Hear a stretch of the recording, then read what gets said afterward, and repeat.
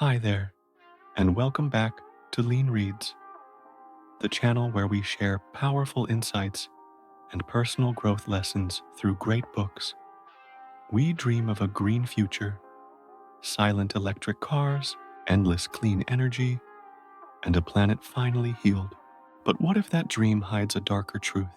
What if, in trying to save the Earth, we're quietly destroying it?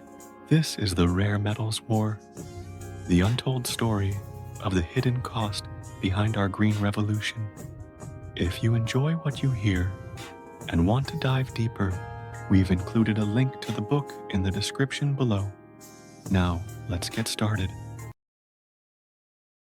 In the Rare Metals War, French journalist Guillaume Pitron exposes the dark underside of the global green and digital revolutions. We are told that the future will be clean, powered by shimmering solar panels, silent electric cars, and giant wind turbines stretching toward a carbon-free horizon.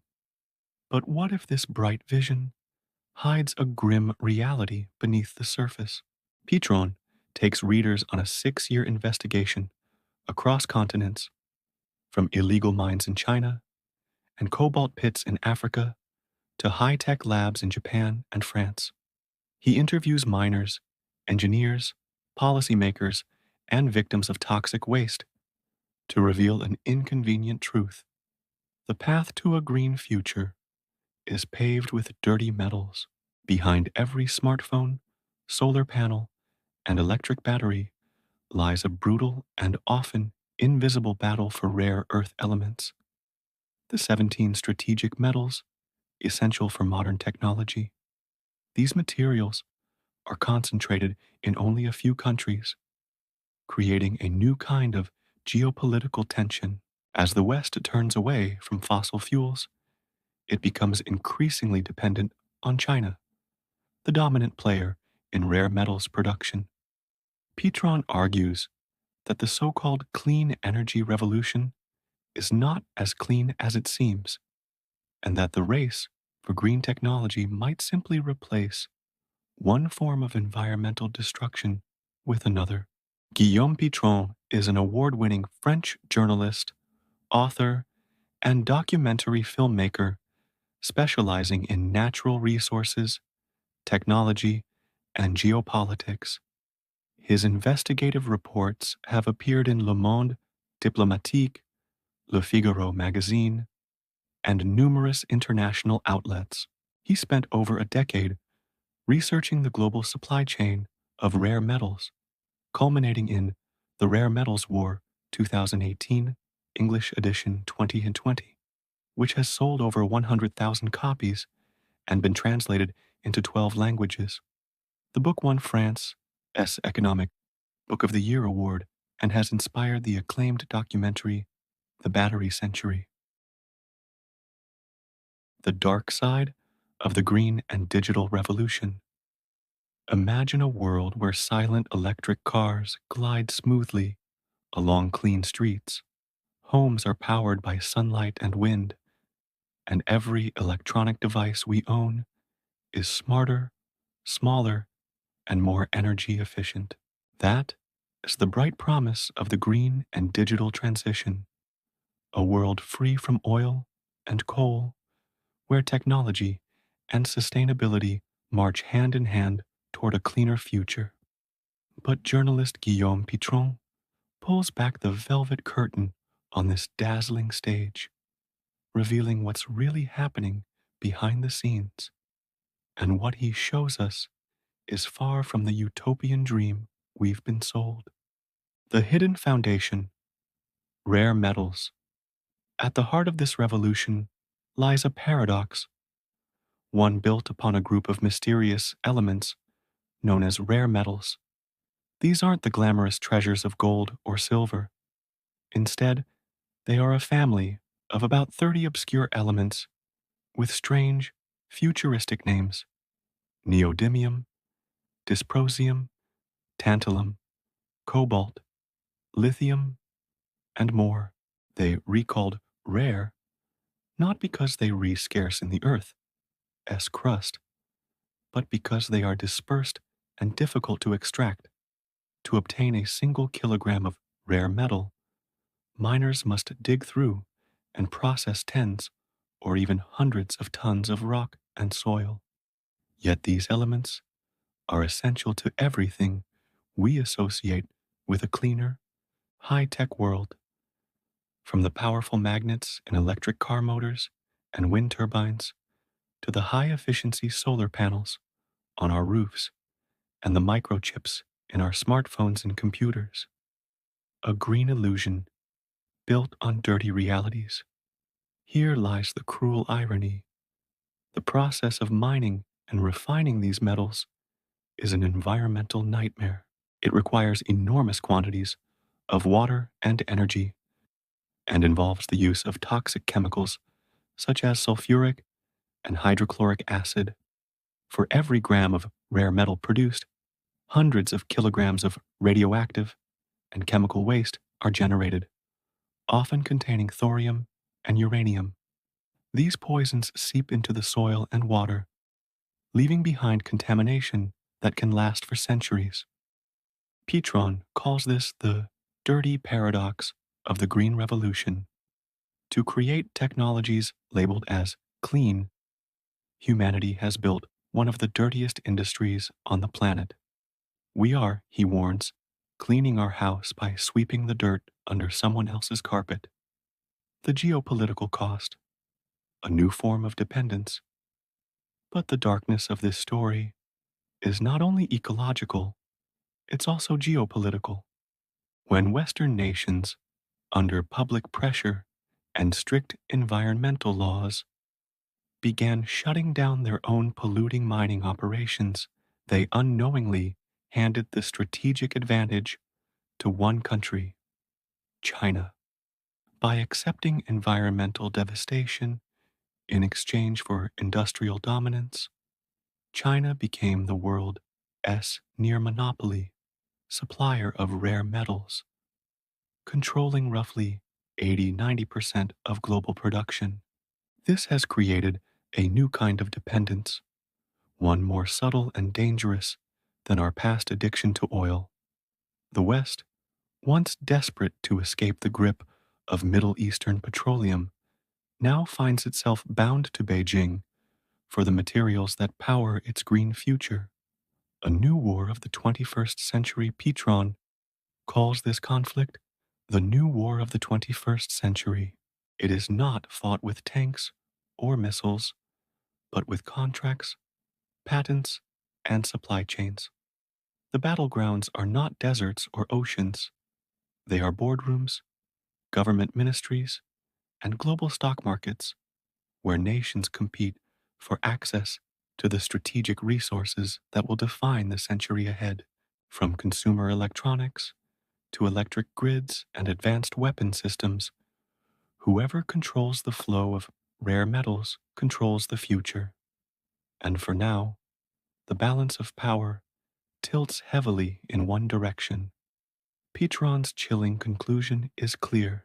In trying to escape our dependence on fossil fuels, humanity may simply be trading one form of dependence for another, one far more complex and potentially far more dangerous.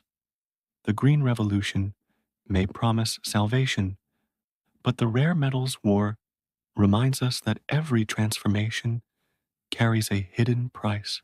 Behind every electric car and solar panel lies a mine, a river poisoned, and a nation struggling in silence to supply the materials that power our clean dreams. The question Pitron poses is not whether we should abandon green technology, but whether we can make it truly sustainable for everyone. The geopolitical dependence on China. Imagine waking up one day to find that every factory producing electric cars, wind turbines, and smartphones across Europe and the United States has suddenly gone silent, not because of a financial crash, a labor strike, or a cyber attack, but simply because they've run out of materials. A few shipments of dull gray metallic powders, the kind most people wouldn't recognize or even notice, have stopped arriving, and without them, the engines of the green and digital revolution grind to a halt. This alarming scenario is not science fiction. It is a real, looming risk that journalist Guillaume Pitron exposes with precision. It is the direct consequence of a hidden truth. In their rush to embrace clean energy, Western nations have entangled themselves in a deep geopolitical dependence on China. How the West outsourced its dirty work. The story begins decades ago. As environmental awareness grew in the 1970s and 1980s, Western governments tightened regulations on mining and heavy industry. The extraction and refining of rare metals, as Pitron shows, is one of the dirtiest industrial processes on Earth, involving toxic acids, radioactive waste, and massive water pollution. In the United States, Australia, and Europe, the costs became unbearable. Environmental protests, lawsuits, and cleanup bills worth billions. One by one, the mines closed. The West congratulated itself for becoming cleaner, while conveniently exporting the pollution elsewhere. Meanwhile, on the other side of the world, China saw an opportunity. Under the strategic vision of Deng Xiaoping, Beijing made a calculated choice: sacrifice parts of its environment to secure a commanding role in the 21st century economy. The government poured subsidies, tax breaks, and state loans into mining and metallurgy. It tolerated pollution levels that no Western democracy would ever accept. The results were staggering. Within a generation, China seized over 90% of the global rare earth supply, along with dominant positions in tungsten, antimony, germanium, and other critical materials.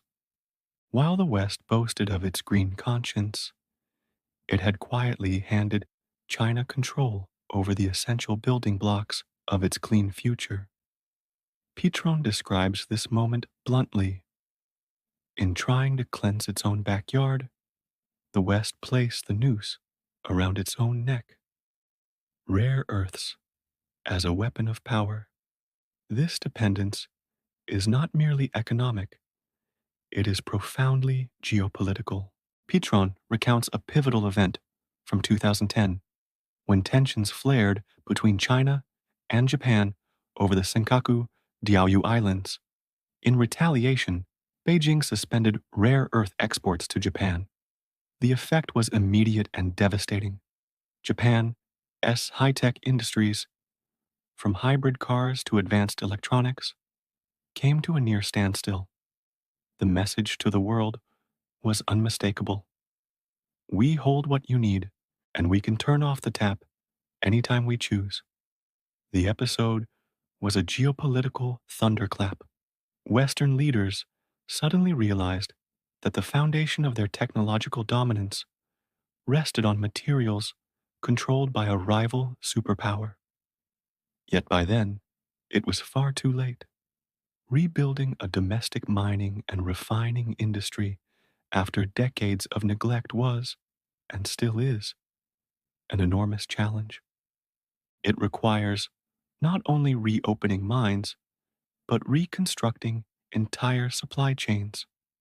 Exploration, refining, metallurgy, component manufacturing, everything that had migrated to China. Meanwhile, China was no longer just a supplier, it was rapidly climbing up the value chain, producing its own high-tech goods, electric vehicles, magnets, batteries, and even satellites, powered by the very metals it controlled.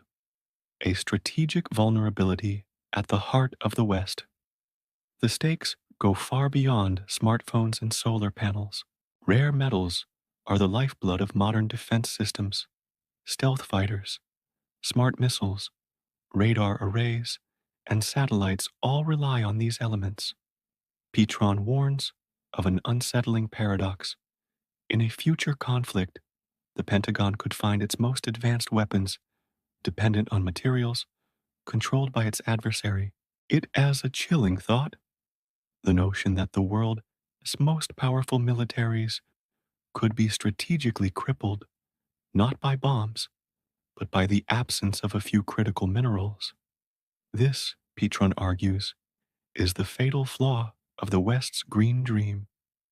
In its quest to escape dependence on oil from the Middle East, it has plunged headlong into a new dependence on Chinese controlled rare metals. The result is a silent but potent geopolitical weapon, one that requires no bullets, no tanks, and no soldiers, only the ability to say no more exports.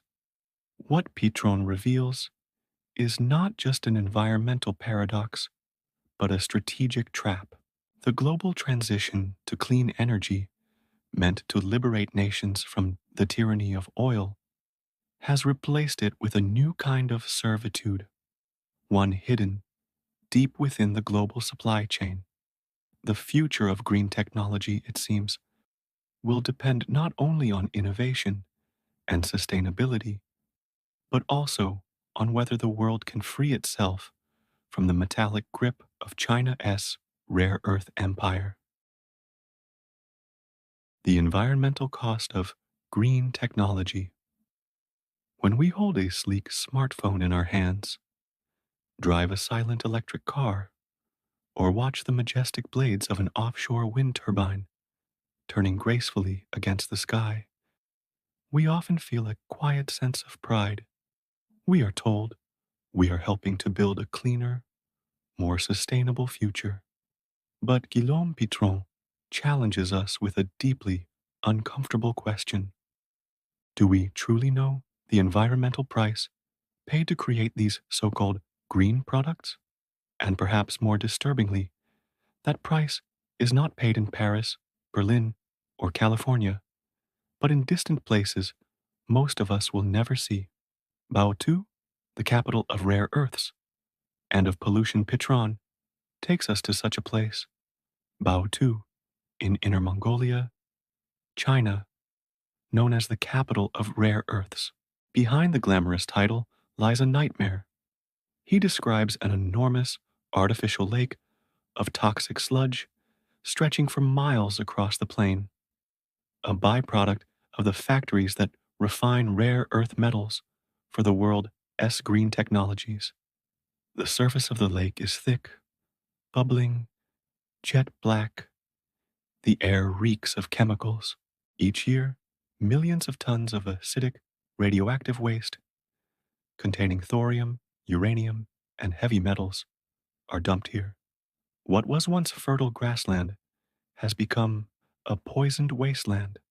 Just a few kilometers away lie what locals call cancer villages. Pitron meets farmers whose wells run black, whose crops no longer grow, whose animals die mysteriously. They speak of children born with deformities, of neighbors struck down by respiratory diseases and rare cancers. In these villages, hope has vanished. Ordinary families who once lived close to the earth now watch helplessly as their health and land are destroyed, paying the hidden cost for the world's clean future. They are, Pitron writes, the silent victims of the Green Revolution, the dirty paradox. This is the core paradox that the rare metals war exposes. The technologies designed to save the planet are themselves devastating it. The mining and refining of rare metals often cause more severe pollution than oil extraction. To produce 1 ton of rare earths, thousands of tons of toxic waste are generated. We, as consumers far from these mines, have become complicit by ignorance. We want clean products, but we refuse to see the filth behind them. We have simply outsourced pollution, exporting the environmental burden to other nations, other communities, other human beings. The global toll Congo, the Lithium Triangle, and beyond Bautu is not an isolated tragedy. Similar environmental disasters are unfolding across the global south. In Congo's cobalt pits, South America's lithium flats, and Indonesia's nickel mines. In the Democratic Republic of Congo, tens of thousands of workers, including children, toil in dangerous, toxic conditions to extract cobalt for our batteries. Their hands, covered in dust that poisons their lungs and blood, fuel the clean energy dreams of distant consumers. Across the lithium triangle, Chile, Argentina, and Bolivia, vast evaporation ponds drain scarce water supplies from some of the driest regions on Earth, threatening fragile ecosystems and indigenous communities that depend on them. And in Indonesia, rainforest destruction accelerates to feed the demand for nickel used in electric vehicle batteries.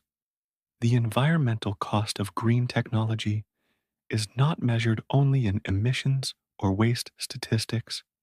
It is written in the illnesses of miners, in the collapse of local ecosystems, and in the social injustices that ripple through the global supply chain. No such thing as clean energy. Pitron's message is both sobering and essential. There is no such thing as completely clean energy. Every form of energy production, wind, solar, nuclear, fossil, has a cost. The only real question is what price we are willing to pay, and who will be forced to pay it for us. So far, it seems, the answer is clear. We have chosen to let others, the unseen, unheard, and unprotected, bear the burden of our green ideals. Pitron's writing strips away the comforting illusions of the eco-future we imagine. He forces us to confront a truth that modern consumerism prefers to hide. Our clean technologies are not free from sin. They are simply hiding the dirt elsewhere. The challenge, he insists, is not to abandon the pursuit of sustainability, but to face its full complexity, to make it truly just, ethical, and shared by all humanity. Only then can we call it green. The new war for resources, human history, has been shaped and often scarred by wars over resources. Coal fueled the Industrial Revolution, forging the British Empire. Oil redrew the geopolitical map of the 20th century, creating the wealth of the Middle East and the military might of the United States. Now, in the 21st century, a new kind of war is emerging, quieter, but no less fierce. This time, the prize is not black gold or fossil fuels, but something far more elusive, rare metals, the elements Guillaume Pitron calls the oil of the 21st century, the boom of the rare metal economy. The explosion of green and digital technologies has unleashed an unprecedented hunger for minerals. An electric car requires 6 times more minerals than a conventional gasoline vehicle. A single offshore wind turbine contains tons of copper, zinc, and manganese, plus hundreds of kilograms of rare earths. As nations race to electrify their economies, demand for these materials is skyrocketing.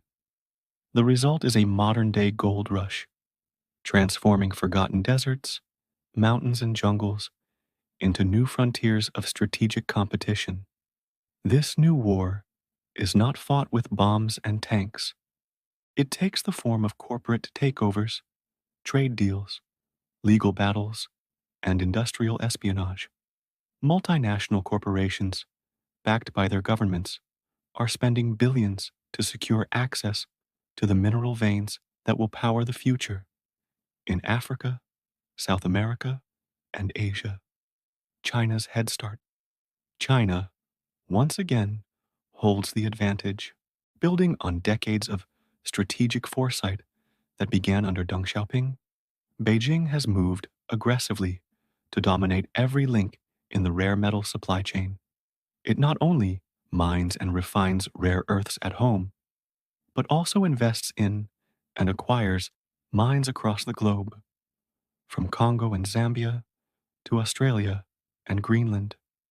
Through its Belt and Road Initiative, China is constructing not just railways and ports, but also supply corridors for critical minerals, ensuring that the flow of resources leads inevitably back to Chinese industry. The West, having belatedly awakened to its dependence, is now scrambling to catch up. The United States, the European Union, and Japan have launched their own national strategies for critical minerals, aiming to diversify supply and reduce reliance on Beijing. Washington has tightened partnerships with Australia and Canada. Brussels has proposed joint ventures in Africa, and Tokyo is investing heavily in deep sea exploration.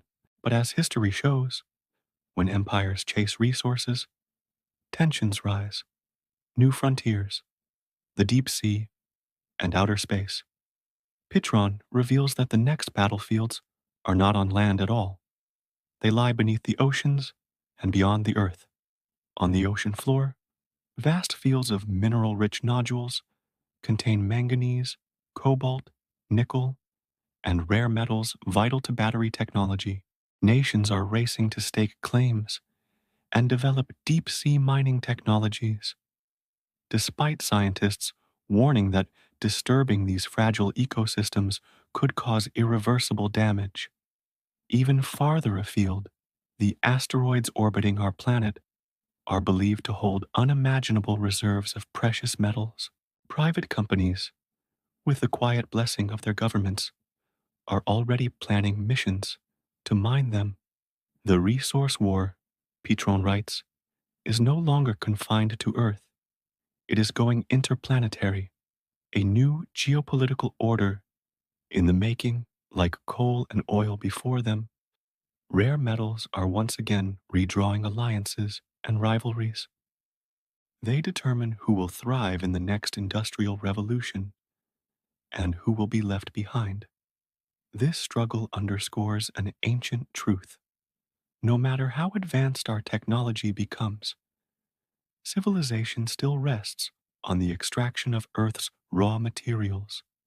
As long as scarcity exists, competition and conflict will follow. The rare metals war, Pitron concludes, is simply the latest chapter in humanity's endless battle to control the resources that sustain its power. Pitron's narrative turns the dream of a green revolution into a mirror reflecting our own contradictions. We have not escaped the cycle of resource wars. We have merely changed the battlefield and renamed the prizes. The question that remains is chillingly familiar. Will the pursuit of clean energy make the world more peaceful, or will it ignite a new era of silent global conflict over the metals of the future? The West's lack of vision. In the grand chessboard of global geopolitics, long-term strategic vision is often the difference between dominance and decline. A single miscalculation, a moment of complacency, can set in motion consequences that last for decades. In the rare metals war, Guillaume Pitron delivers a harsh verdict. The West has committed a profound strategic blunder, a failure of foresight, blinded by short-term triumph and self-satisfaction.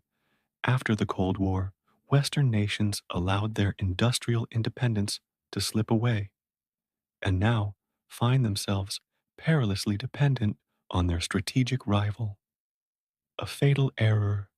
In 2 acts, Pitron traces this misjudgment through 2 defining acts of negligence. First, Western governments voluntarily abandoned their own mining industries. citing environmental concerns and high costs. Countries like the United States, France, and others across Europe systematically shut down their rare metal mines and refining plants. Instead of investing in cleaner extraction technologies or developing sustainable mining methods, they chose the easier path, outsourcing the pollution. They rebranded mining as a dirty relic of the past, something unworthy of the clean, digital, and service based economies of the future. But what they failed to realize was that their pristine, high tech economies were still built on dirty foundations. Only now those foundations lay abroad, far beyond their control. The second error was even more astonishing. After the Cold War, convinced that major conflicts were a thing of the past, Western nations began selling off their strategic metal reserves, maintaining vast stockpiles of critical materials, rare earths, beryllium, platinum, palladium, was seen as unnecessary and expensive. In a burst of post-Cold War optimism, governments liquidated them for short-term profit. The United States sold large quantities from its national defense stockpile, and France followed suit, releasing precious metals from its reserves. While the West was busy clearing out old warehouses, China was doing the exact opposite. It was quietly building its own strategic stockpiles, buying rare metals from global markets, often purchasing the very materials that Western nations were selling. It was a masterstroke of long-term strategy, an investment not in profit, but in power. The price of short-term thinking. Pitron spares no criticism. He argues that Western leaders became prisoners of short-term market logic, obsessed with quarterly profits and the illusion of eternal abundance. They believed that global free markets would always ensure supply, that if they ever needed rare metals, they could simply buy them. They failed to imagine a future in which those markets could be dominated by a single nation, one willing to wield that dominance as a geopolitical weapon. They underestimated China's ambition, discipline, and strategic patience. The consequences are now painfully clear. The West has not only lost control over its raw material supply, but also lost the expertise, the engineers, metallurgists, and miners who once sustained these industries. Rebuilding them from scratch is an enormous challenge. It demands not just capital, but decades of research, training, and technological innovation. Meanwhile, China now possesses a complete industrial ecosystem, from raw extraction to refined high-tech manufacturing, a lesson in strategic blindness. The West's lack of vision in the rare metals race is a cautionary tale of how self-satisfaction can breed vulnerability. In a globalized world, interdependence is inevitable, but placing the fate of strategic industries in the hands of a single supplier, especially a rival power, is reckless. Pitron's message is as clear as it is uncomfortable. This was not merely an economic mistake. It was a failure of imagination, the failure to recognize the true nature of power in the 21st century.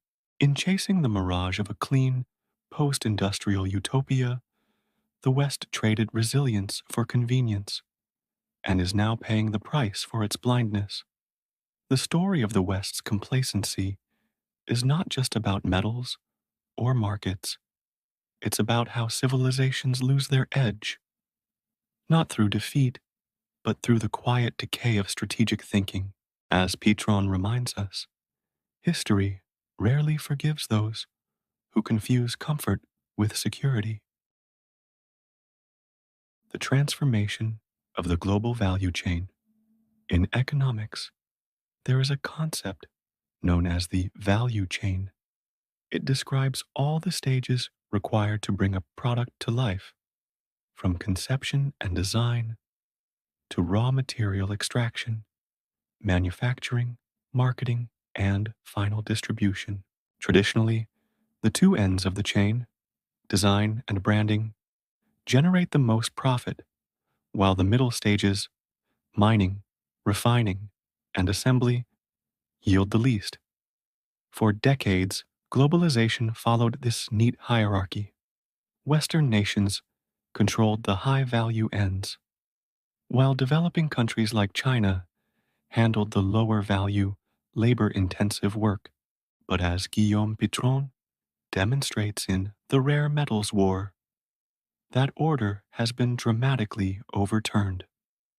China's grand strategy, owning the whole chain, China's ambitions went far beyond merely controlling the supply of rare metals.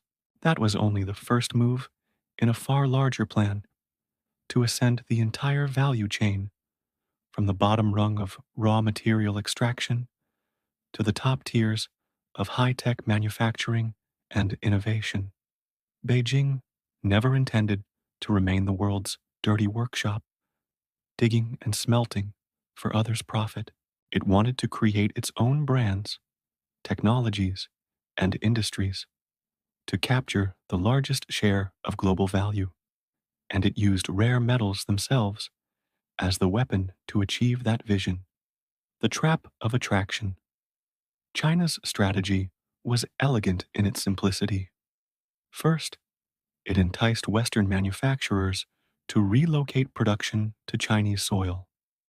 The offer was irresistible: cheap labor, generous tax incentives, and, most crucially, a stable, low-cost supply of rare earths that no other nation could match. Corporations from the United States, Japan, and Europe flocked in.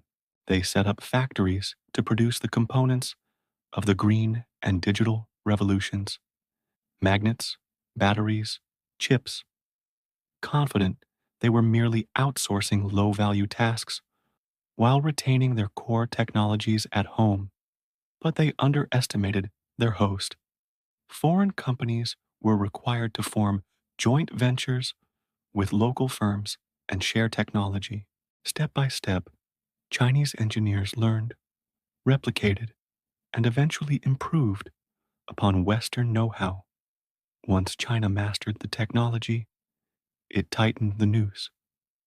Export quotas, new taxes, and environmental restrictions drove up global prices while keeping domestic prices low. Western companies outside China suddenly faced a choice: buy rare metals at inflated prices and lose competitiveness, or move the rest of their operations to China. Most chose the latter. From mines to motors, the closed loop. The result was revolutionary. China no longer merely supplied the raw materials, it became the world's dominant producer of high-value intermediate goods, such as permanent magnets. Then it climbed even higher, manufacturing end products like electric motors, wind turbines, and electric vehicles. From the mines of Baotou to the electric cars rolling through Shanghai, the entire production chain, raw extraction, refining, component manufacturing, and final assembly, now sits within China's borders. A global power shift. This transformation represents far more than the relocation of factories or jobs. It is a migration of technology, expertise, and economic power. The enormous profits that once flowed to Western corporations now remain in China, fueling research, innovation, and industrial self-reinforcement. The nation has entered a powerful upward spiral, producing, learning, reinvesting, while the West risks becoming hollowed out. left with branding and design, but no physical manufacturing base. Pitron calls this the great inversion of globalization, the moment when the world S workshop became the world S engineer. Rare metals were not just raw materials, they were the catalyst that flipped the global order. The story of rare metals is not only about resources, it is about who controls the ladder of value. China understood that the future of power lies not in the mines, but in mastering every link between the mine and the marketplace. The West, meanwhile, traded its factories for clean skies and discovered too late that economic purity comes with a strategic price. The explosion of demand and the looming threat of shortage. We are living in an era of explosive consumption. The global population continues to grow, and billions of people in developing nations are climbing into the middle class, eager to enjoy the conveniences of modern life. A car, a smartphone, a home filled with appliances. At the same time, the Green Revolution is driving a massive shift toward electric vehicles and renewable energy. All these trends share one thing in common. They are fueling an unprecedented supercycle of mineral demand, especially for rare metals. Guillaume Pitron offers a staggering comparison to capture the scale of this boom. He estimates that in just the next 30 years, humanity will need to extract more minerals than it has mined in the entire 70,000 years of its history. Pause and let that sink in. Our generation alone will consume more of Earth's resources than all previous generations combined. It is an exponential surge, a pressure on the planet unlike anything before. The green economy's appetite. Every component of the clean and digital economy depends on minerals. An electric car requires lithium, cobalt, and nickel for its batteries, and rare earths for its motor. A wind turbine needs tons of steel, copper, and neodymium. A solar panel demands silicon, silver, and often indium, gallium, or tellurium. Forecasts show lithium and cobalt demand will multiply several times in the next decade, and rare earths will follow the same trajectory. But can supply keep up? That is where the danger lies. The supply bottleneck. Although the Earth's crust contains vast reserves of these metals, turning those reserves into usable supply is another story.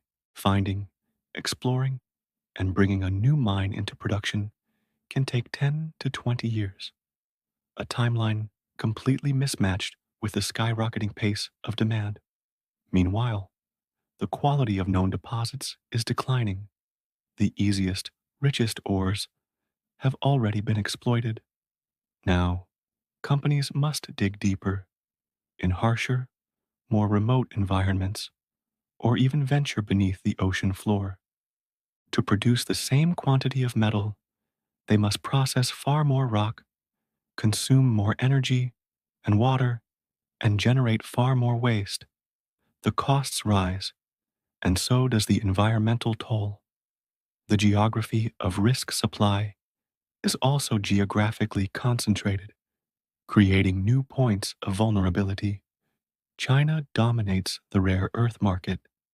Over half of the world, as cobalt, comes from a single country, the Democratic Republic of Congo, one plagued by political instability. Nearly 60% of global lithium reserves lie in the so-called lithium triangle of South America. Any disruption in these regions, a civil conflict, an environmental disaster, or a strategic embargo, could trigger shockwaves across the global economy. When scarcity threatens the green transition, this looming shortage is not just an economic problem. It could stall the green transition itself. Without enough lithium, cobalt, or rare earths, we cannot produce sufficient batteries, electric vehicles, or wind turbines. Without those, climate targets become unreachable. The dream of a clean, sustainable future could collapse under the weight of its own material demands. Pitron sounds the alarm. The green transition, if left unchecked, may run headlong into a wall of scarcity. The assumption that resources are infinite, that growth can continue forever, is a dangerous illusion unless we fundamentally rethink how we use, recycle, and share the planet's materials. The clash between exploding demand and finite supply will become inevitable, and in that clash, shortages, price surges, and resource crises will define the geopolitics of the 21st century. Pitron OS warning is not a rejection of the green transition. It is a plea for realism. A sustainable world cannot be built on unsustainable extraction. We cannot mine our way to salvation. If the 20th century belonged to oil, the 21st belongs to the elements of the earth, and our future will depend on how wisely or recklessly we use them. The military consequences of the rare metals war. In the modern world, a nation's military power is no longer measured merely by the number of soldiers, tanks, or ships it possesses. It depends increasingly on technological supremacy, stealth fighters that evade radar precision, guided missiles that strike from thousands of kilometers away, satellites that see every corner of the Earth, and cyber weapons capable of paralyzing an enemy's infrastructure without a single shot fired. But as Guillaume Pitron warns, all of these advanced weapons share a hidden weakness, a single Achilles heel, their dependence on rare metals, the hidden fragility of technological power. Take, for example, the American F-35 stealth fighter, the pride of the Pentagon, and one of the most expensive weapons programs in history. To build a single F-35 requires roughly 427 kilograms of rare earth materials. These elements are woven into every critical system: radar arrays, sensors, electronic warfare modules, guidance systems, and the powerful magnets inside the jet's engine and flight controls. Without rare earths, the F-35 would simply not exist as the cutting-edge aircraft it is. Yet here lies the irony. The world's most powerful military machine is dependent on its chief strategic rival for the raw materials that make its weapons work. The 2012 shock. In 2012, the U.S. Department of Defense discovered that magnets used in the F-35's radar systems were sourced from China, a direct violation of American law, which forbids the use of components from adversarial nations in key defense systems. The revelation caused a quiet panic within the Pentagon. Officials faced an impossible choice: suspend the F-35 program to find new suppliers, risking years of delay and billions in cost overruns, or seek a special exemption to continue using Chinese components. In the end, Washington chose the latter, accepting a national security risk to preserve production schedules. It was a stark illustration of how deeply the rare metal dependency had penetrated even the world's most secure defense industry. A web of dependence. The problem extends far beyond the F-35. Every modern weapons platform, from Tomahawk missiles and Abrams tanks to Aegis destroyers and GPS satellites, relies on rare metals. This dependence exposes Western militaries to two major vulnerabilities. First, the risk of supply disruption during crises or conflict, as China demonstrated in 2010 when it abruptly halted rare earth exports to Japan. Beijing could use these materials as a geopolitical weapon. In a future confrontation, the simple act of closing the tap could paralyze Western defense production. Second, and perhaps more insidious, is the risk of cyber and espionage infiltration. When sensitive electronic components are manufactured abroad, especially in a rival nation, the possibility arises that they contain hidden backdoors or compromised circuitry. Such vulnerabilities could allow remote sabotage or the theft of classified data. The Pentagon has repeatedly warned that this is not a hypothetical scenario. When supply chains become the battlefield, this dependence on rare metals undermines more than just logistics. It threatens military sovereignty itself. A nation cannot claim true defense independence if it lacks control over the materials that form the backbone of its weapon systems. In the 20th century, military power was built on access to oil.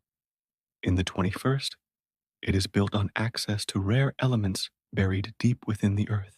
And in this new age, supply chains are the new front lines.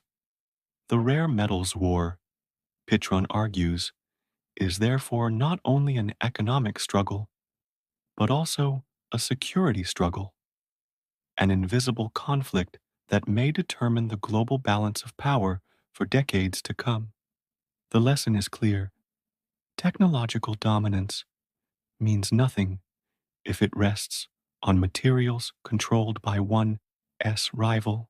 True sovereignty in the modern era will belong not to the nation with the most missiles, but to the one that controls the mines, the metals, and the means of production.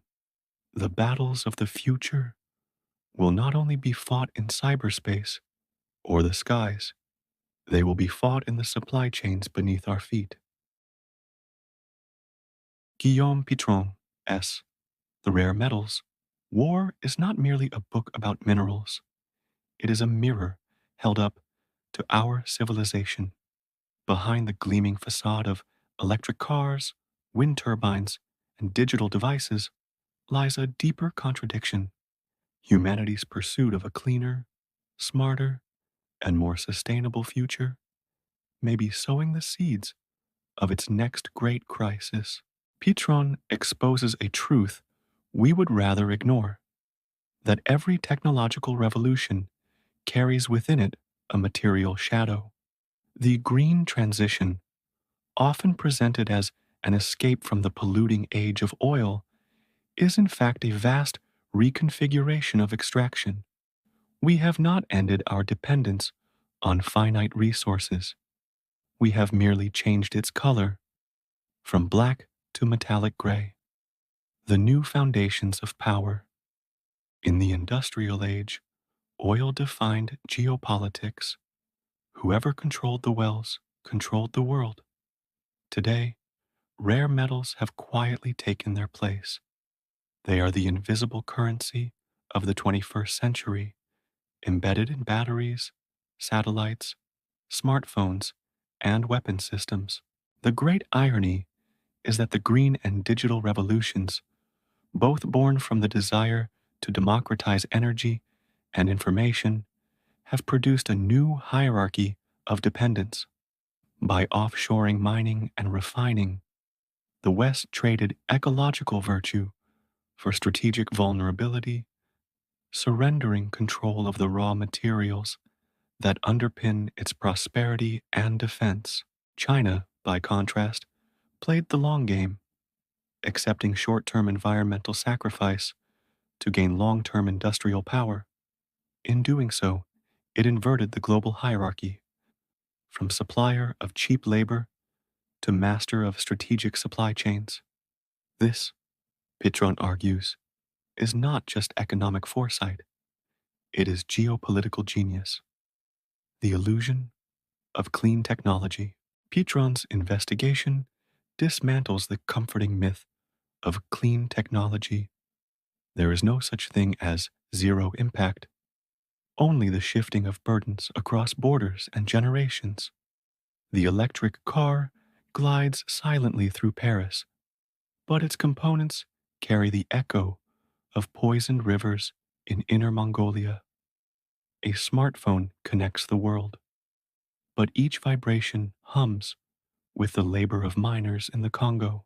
Our progress, Pitron reminds us, is not immaterial. It is grounded, literally, in the dust and scars of the earth.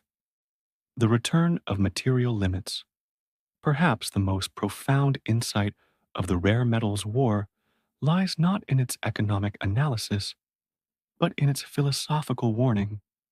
The modern world, intoxicated by digital abstraction, has forgotten the material basis of existence. We speak of the cloud, yet every byte of data depends on rare metals, mined, refined, and transported through complex physical systems. We celebrate dematerialization, yet our appetite for devices, batteries, and bandwidth demands more matter than ever before. In chasing the infinite, we are exhausting the finite. Pitron's book thus restores a kind of ecological realism, a reminder that every technological promise must pass through the laws of thermodynamics and geology. The planet is not a limitless repository. It is a closed system with boundaries we can no longer afford to ignore. A call for conscious progress. The rare metals war does not argue against progress. Rather, it calls for a new consciousness of progress, one that balances innovation with restraint and growth with awareness. If the 20th century was about mastering energy, then the 21st must be about mastering responsibility. This means rethinking supply chains, investing in recycling and circular economies, and above all, accepting that sustainability is not the absence of impact, but the art of minimizing harm while maximizing wisdom. Pitron leaves us with a sobering paradox. The very tools we hope will save the planet may destroy it if we continue to ignore their true cost. The rare metals war, then, is not only a geopolitical struggle, it is a moral struggle, forcing us to ask whether humanity can truly change its relationship with the earth, or whether we are merely repeating history in a new metallic disguise. To read the rare metals war is to confront the uncomfortable truth that the road to sustainability may itself be unsustainable. Pitron's great achievement is not only to reveal the hidden cost of the Green Revolution, but to remind us that every age of progress demands humility, the humility to see that our technologies are extensions of our ethics.